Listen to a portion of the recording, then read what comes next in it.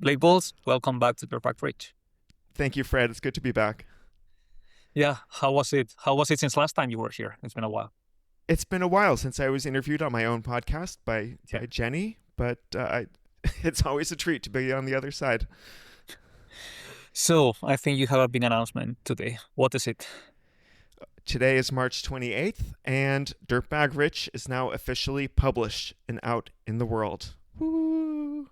Which means it's available paperback, ebook, everywhere. It's audiobook also. I personally recorded the audiobook. And really any place that you can find a book, so any bookstore, any online retailer, you can get Dirtbag Rich. And so I encourage people, if you've been listening to this podcast and enjoying these interviews, to go find yourself a copy. Does that include people like us here in Europe, not just American people, but like that's available anywhere and everywhere? Everywhere in the world. It's through multiple distributors. And the Kindle version on Amazon Kindle is also discounted 50% for the first week. And so if you're a Kindle type reader, then I recommend you take fast action. So that's going to be from like the 28th to April 4th or 5th, more or less. Yeah, exactly. Cool. Get that book. I've been reading it. It's great. Thank you. Yeah. And this is also an interesting interview, Fred, because we are both sitting in your apartment here in Valencia, just in separate rooms. And you and I have been having many discussions over the past month or two about this whole Dirtbag Rich concept and how it applies in Europe, and especially in Spain, since you are born and raised here in Valencia. And I wanted to take this opportunity to talk a little bit about Europe, since I've been here for a couple of years now. You've spent your whole life here, although you did spend some significant time in the United States and Canada. And I think the big question I wanted to get on the record with you is, do you think it's possible to do something like Dirtbag Rich in Europe? I think that's a very interesting question. And I think that there's different sides to that. I think that my feeling is that it's easier, perhaps not easier, but like as easy to be a dirtbag for like a year in your 20s here in Europe as it is in the United States, because we have the bigger support system from the government, all that, easier to take a gap year, that kind of thing. Like, because So you that's don't to have be to pay dirtbag. for college, for example. You don't have student loan debt to worry about. Yeah, exactly. You don't have student loan debt to worry about. You have very good unemployment insurance, for example. So like, yeah, like I worked for a while during whatever, like 2 years after college, and then I want to go and try this thing and take like a sort of gap year or whatever you want to call it at that point, and then, or sabbatical, and then go do something, live like a dirtbag, like go hike in New Zealand and then come back. It is pretty safe to do that, and then knowing that you'll have somewhere to come back to, right? So that thing, yes. The long-term thing, I have more questions about it, though. And I am not so sure that it can be done, or at least that it can be done in the same way as it can be done in North America and the United States. Maybe you can tell people a little bit about your background, the work you've been doing, the time you've spent in North America, for context. Yeah, so then I studied sports science in university here in Spain. Then after that, while I was studying, I worked 1 to 3 summers at their crossing camp where I met Blake, because he had always also worked there in the past. And after that, I went and I did my master's in Canada. So that's how I have a bit of the context, like summer camp people, outdoorsy people in the US that I know. And then having done 2 years in Canada of like studies work. And then I came back, did my PhD in France. And after that, I had my Dirtbag Rich year, will we call it that? A year in which I was teaching part-time at a university that is in the middle of the mountains in the Pyrenees. And like teaching part-time really meant like maybe 4 hours of work a week teaching. And then I started doing taking more seriously, doing some coaching as well. But then I was working probably close to those like 15 to 20 hour weeks to do that, and then go skiing and hiking and trail running. And that was like my Dirtbag Rich year. But then a woman, Blake, it was a woman that made me come here to the city and now living the urban life, I don't know, am I still trying to keep some of the dirtbag richness in it? But yeah. I absolutely think you are. I mean, you work with professional trail runners for your current job. Uh, Yeah. you're a sports coach with like high level athletes. You're very connected to this. You do live in an urban existence right now, and you have a lovely wife and 1-year-old child. So you have a pretty darn good life from my perspective, Fred. No, I am absolutely sure that I have a pretty darn good life. I definitely believe that, even if at this time there are maybe less of the, I was going to say outdoors, but maybe not even outdoors, but like big outdoors, like big mountains and that. It's like, I mean, you have been running with us here in Valencia. Like I get to touch grass every day, or like run by the beach every day, or run in the middle of the fields every day. So I get that every single day. But I still agree that I have a great life with that. And as you said, like now what I do is I work for like with professional trail runners as a sports scientist and coach. Doing that now for the team sponsored by a big outdoor company, which means like it's a more serious job. So it's like I have the feeling that I walked myself into being more of an office job, more demanding, more hours, that allows me, that does not allow me to be Dirtbag Rich in the same way of like how much freedom. At the same time, there's probably more purpose on your like, maybe Blake, you want to give a quick explanation of your triad. The time, money, and purpose triad, right? Yeah. Dirtbag Rich people try to optimize for all of that. But as I explained in the book, there are just different parts of life that demand different balances of these. And so you're clearly in a phase at this moment where you're able to earn more money, and you're also having more purpose because you really enjoy your job. You're not trying to escape from it, and you have a bit less time flexibility. Although you're still pretty flexible. You can still just go out for a run in the middle of the day if it's a nice day out. I've seen this. Yeah. So then I have kept the flexibility in terms of how much, like not how much I can work, and I have to work more, but it's still pretty flexible of like when I have to work. Sometimes I will travel to training camps, which at the same time is great, because then when I travel to training camps is to places where an outdoors company is taking their professional trail runners to do training. Great places, always. So like great places, nature, fantastic. So like those work trips are great. It's not that I'm going to like London to close businesses or like deals with people, right? So then that side is fantastic. At the same time, that like I am working more hours now, but as you said, like that allows me to be making a bit more money now, and with like probably nice with a family, a mortgage, and all of these things. And at the same time, definitely more purpose, because now it's like I have the feeling that there's like I have always really cared about like the whole idea of like making human bodies go faster, and then that is my job now. Help some of these people. I don't want to dehumanize them by just calling human bodies, because there's very much human brains as well. But helping people go faster and like that, like push the limits of what humans can do in the outdoors, in this case running.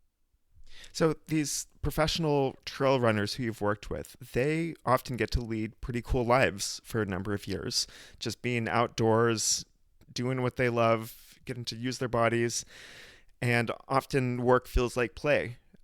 But you can't be a professional athlete forever. And I'm curious what you've observed in the lives of these people who you've worked with, who are living what we might call very dirtbag rich lives for a while, and then they are no longer on that competitive edge and no longer maybe making as much money as they need from, you tell me, from sponsorships, from races, however they earn their money. What do they do next? What is, that's always the question that people ask.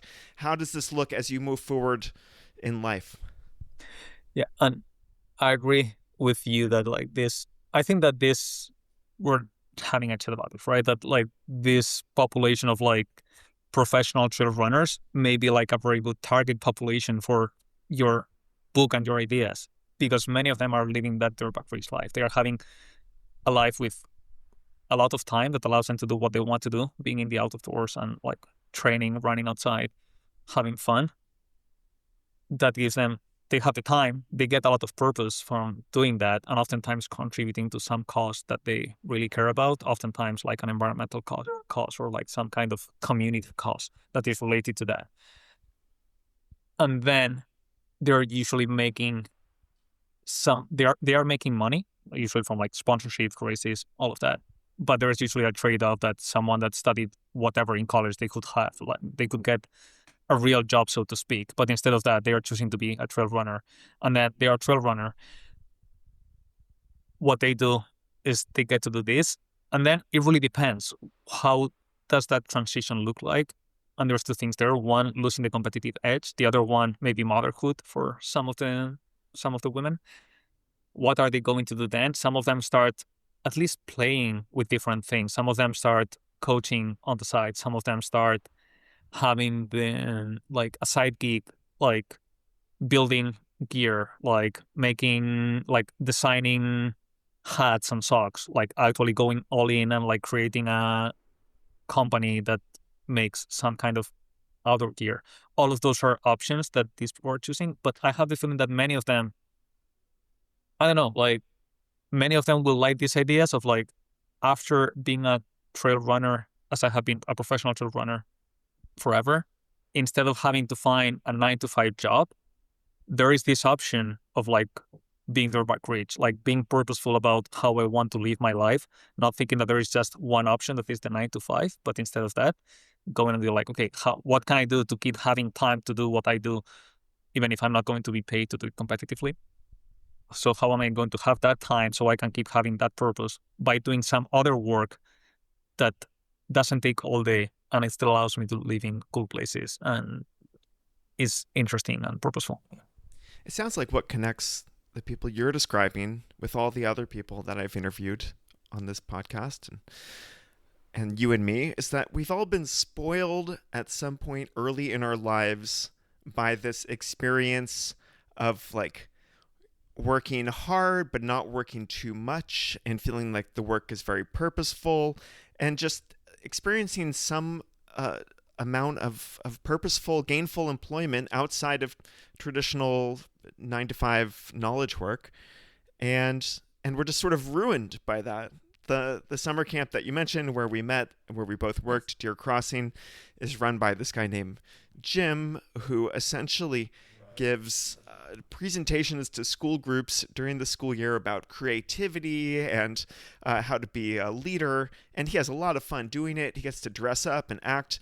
And then he gets to run a super fun summer camp during a couple months in the summer. And then sometimes he goes off and he takes these wild adventures, going across deserts on camel or marooning himself on an island off the coast of British Columbia.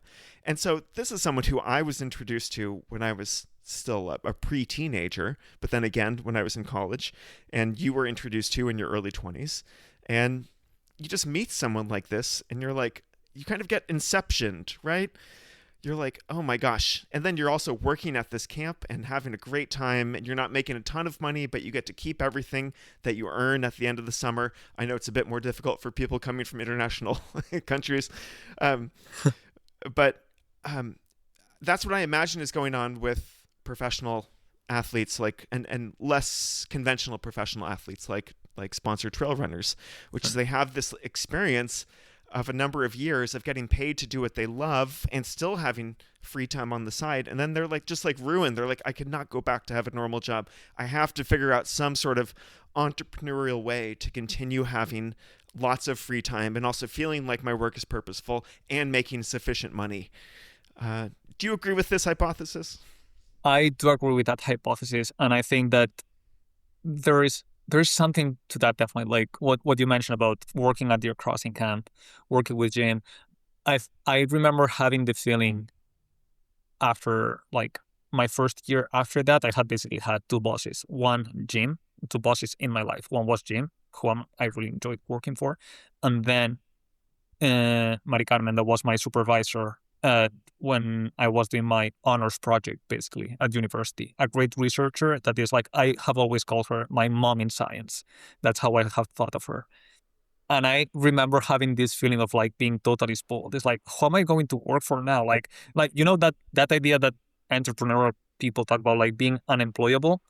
I don't think I'm unemployable, but it's like I want to work for someone cool that I love and respect. And I think it's not about being employable or unemployable, at least for me. It's like working for someone that I would really care about or like, I don't know, put myself on the line for. So in this case, it's this like having been spoiled to some extent, right? So that has happened, and I was like, well, yeah, now I don't want to go to that thing that is like what is normal or what other people get. So I'm going to try to figure something out for myself, or create some other type of work that is definitely going to do it. Yeah. Yeah. And I like how you reframe that. It's really this relational aspect of working for someone who you really respect and care about and you think you're going to learn a lot from, and someone who you want to stay in touch with after the term of employment is over. And I think that's a very good way to be spoiled. I mean, that's just saying you have very high standards for who you will give your time and your energy to. And if that's the case, then I think many more people should be spoiled. It's not just about money. It's not just about working hours. It's really about like the quality of the relationships that you're building with the people you're spending your time with in the middle of the day. 100%. And I think that like that's already happening to me again at this new job with my direct supervisor in the team setting, like with the 12 runners, and like same thing. It's like a person that I really respect and that I really think that I can contribute a lot to this job, so it's purposeful, but then that I can learn a lot from them as well. So it's like this great, fantastic type of relationship that I want to be in. And that's making me think about like that being spoiled means like we were very lucky early in life for one reason or another that this happened to us. It's like, oh yeah, I was so lucky that I got these great bosses early in life. So there's so many other people that don't have that luck. So they just assume that this is what work life is going to be like, that your boss is going to be an asshole because bosses are assholes, as opposed to our experience, I guess. Yeah. Yeah. And this connects to why I still care about alternative education, because I feel like so many of these standards are set in the school years of like how you interact with authority figures and what your relationships are like with them. But that is a separate story.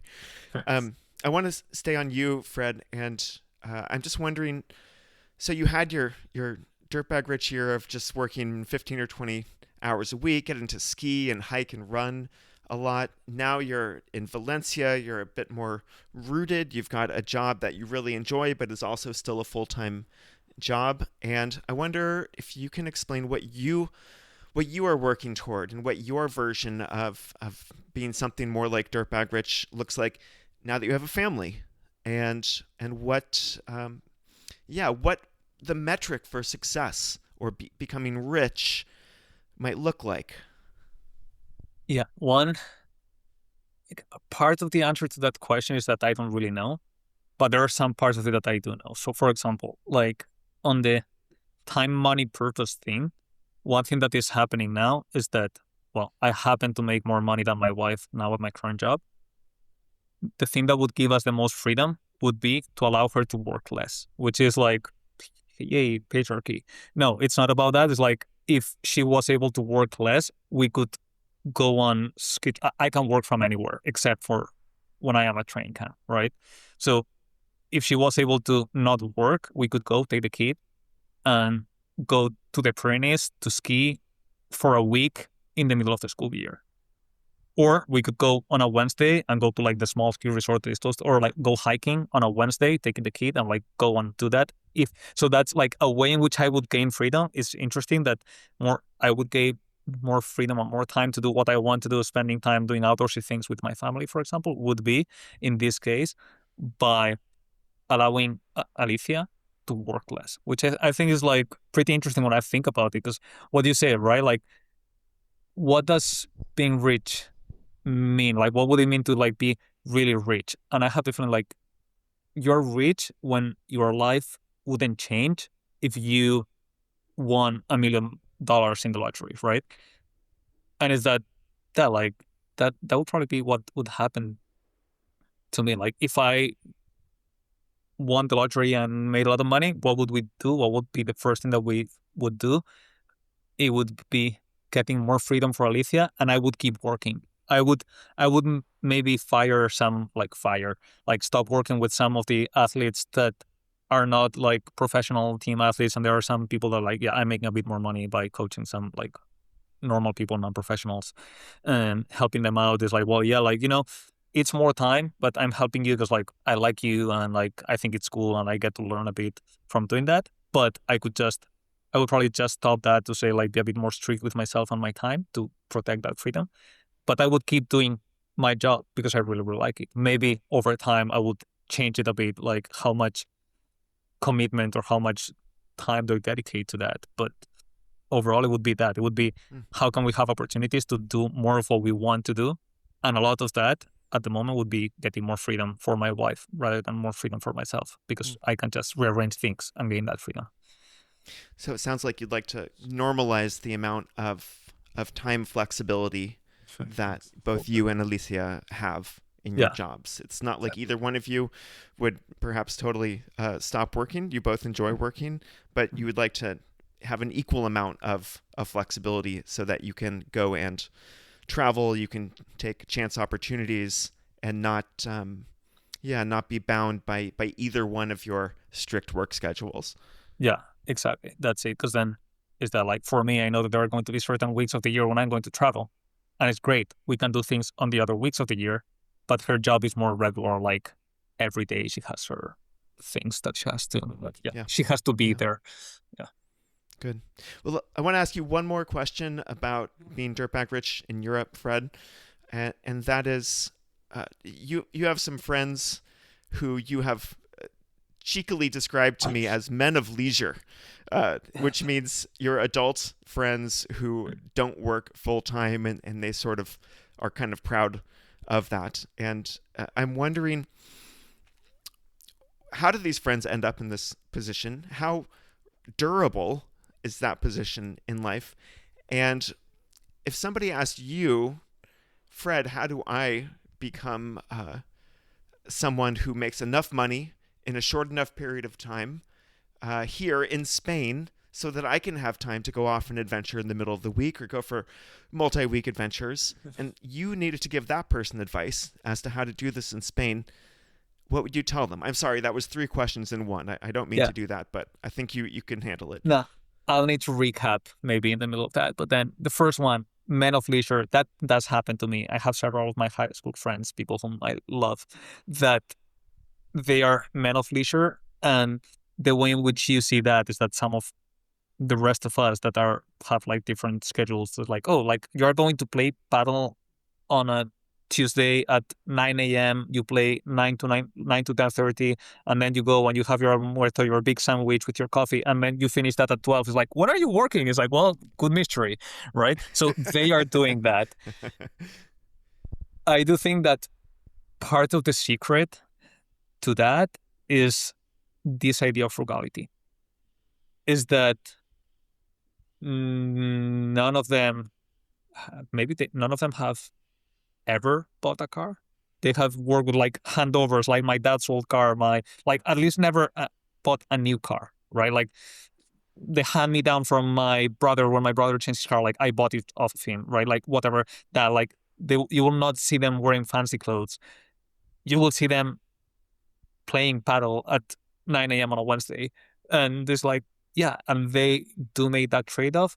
There are several versions, and each one of them has their own little story of how they're doing that. Some of them are not going to be that durable, especially because there's like conflicting dreams. Like being a musician is one of them, like having a job that they love, but then musician life is one life that, I don't know, you go, like you spend, like you work at night, you work on weekends or Friday night or Thursday night, Thursday, Friday, whatever, and then like you wake up late. It's like this different sort of lifestyle that they get to live, and they still have a lot of freedom, a lot of which they use playing music as well, because that's what they love doing, right? So like they have their hobby and job thing together as well. But then on the durability side, some of them have more conflicts with this, as in like they may have like some project in the back burner, as in we've talked about one of my friends getting like passing his residency exam, which is one thing that he has not he has not passed the standard that he wanted to get the residency position that he would want for the last 4 years. Now he has finally done it. So he had this becoming a doctor in the back burner, right? So that was like the plan. At some point, I'll do this. Meanwhile, I'm going to be living the Dirtbag Rich life that is like literally that, like being a middle-aged nobleman that I wake up and I go hunting with my friends. The current version of that is playing paddle, but like, that like hunting and banquet, that's what they are doing basically on a regular basis on weekdays. But then that is like, well, yeah, now I passed it. I'm going to have to get into this other path. So I don't know how durable it is or it can be. There's also like the problem of family, and because there's little overlap with people starting families and people living that lifestyle. At least some of my friends, most of my friends.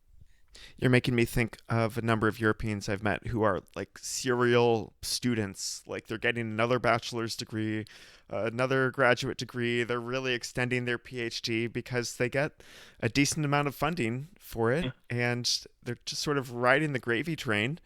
And so that's not going to last forever, but they seem to have a pretty nice, flexible life, even if they still have to turn in some papers every now and then. And that's something that is not as easy to do in the United States.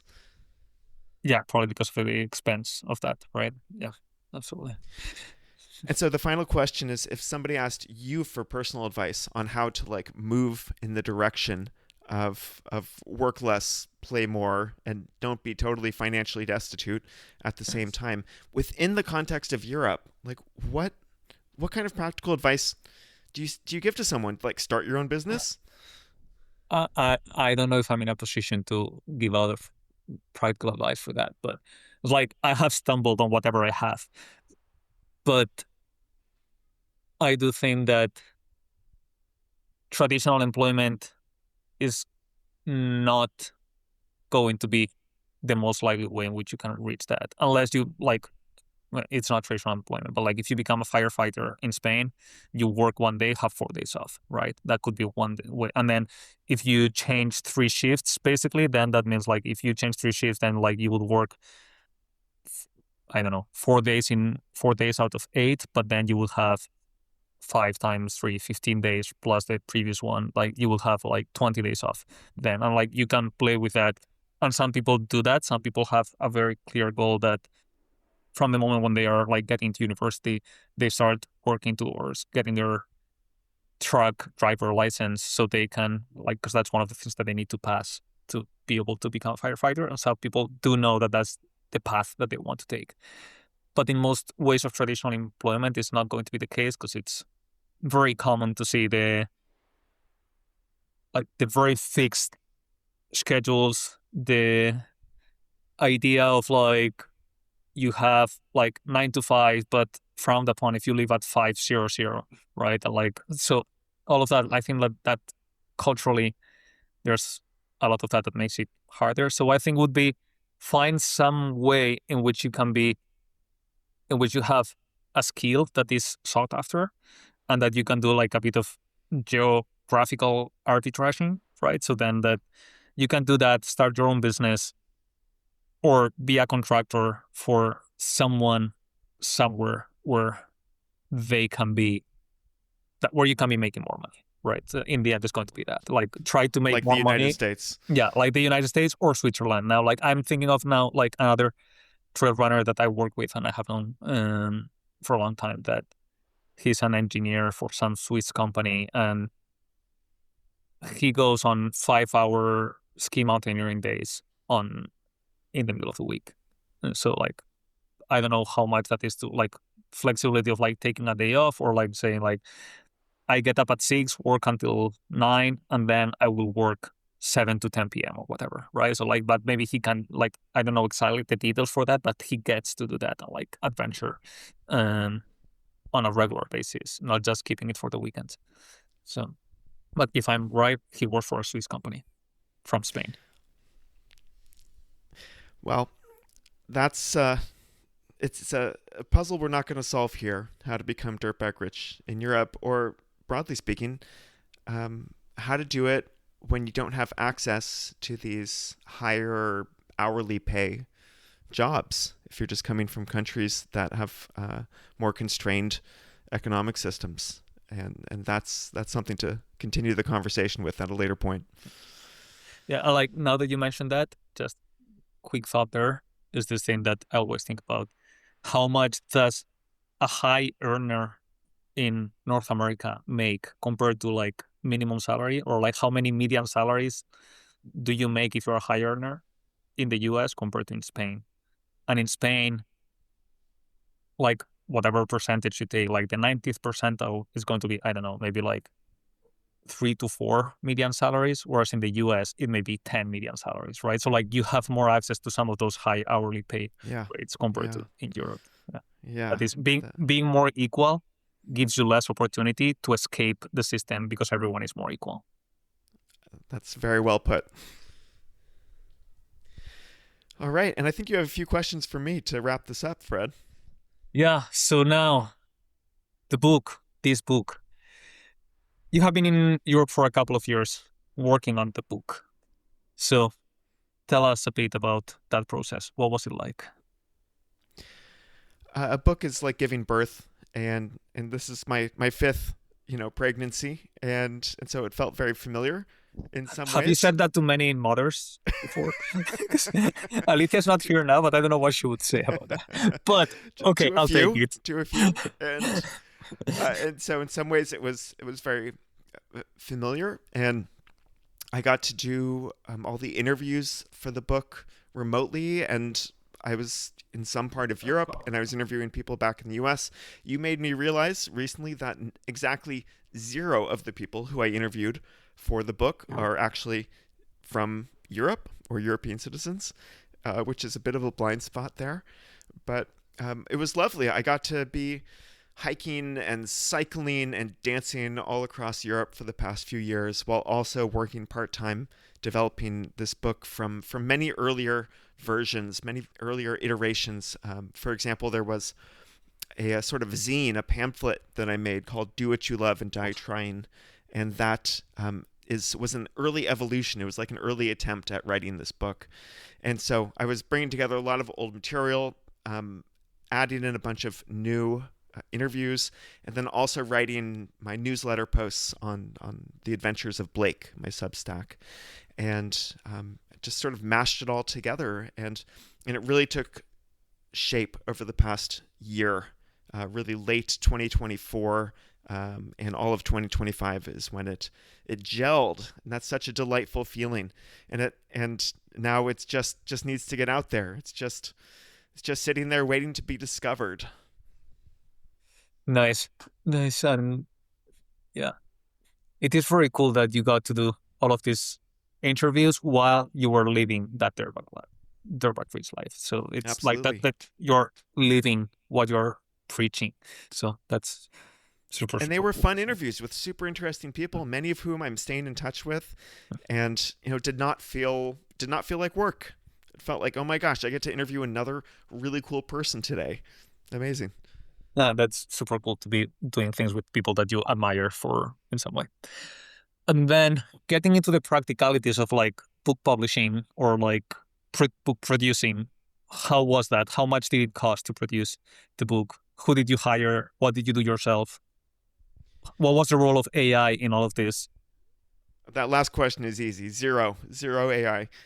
And I ran the numbers recently, and I ended up spending about $7,000 to make this book happen. And most of that went to editors and designers, and then also a bit into publishing test copies and complimentary, like giveaway copies of the book. And there's always a few other little administrative things you have to do, but it's really quite a bit of money, right? When you add it up, $7,000 to put into something that may or may not sell enough copies to repay itself is a bit of a gamble. And I hope, and I'm confident that enough people will want to buy this book that I'll make it back. But that was definitely a constant drain on the bank account.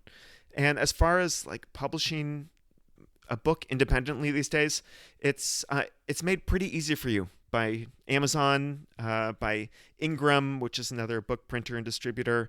And you just need to be the person, you're like a general contractor for your book. You need to find a good cover designer. You need to find a good interior designer, somebody who will turn it into an ebook. You need to somehow record the audiobook if you're going to do that yourself. And I had a lot of struggles with a production company here in Valencia doing that. And you need to put all these pieces together and then come up with your own marketing plan. And it's every time it's like this high wire balancing act. It's like this pop-up art show that you're doing, and it relies a lot upon personal relationships.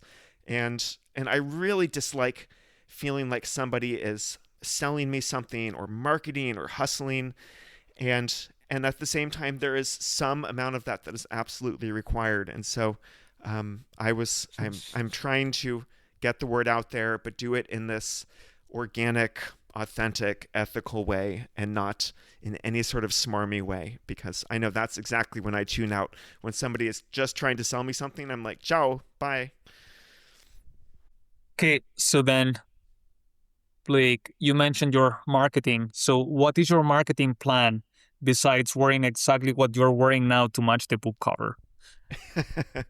Bright colors, like a bright yellow top, yes.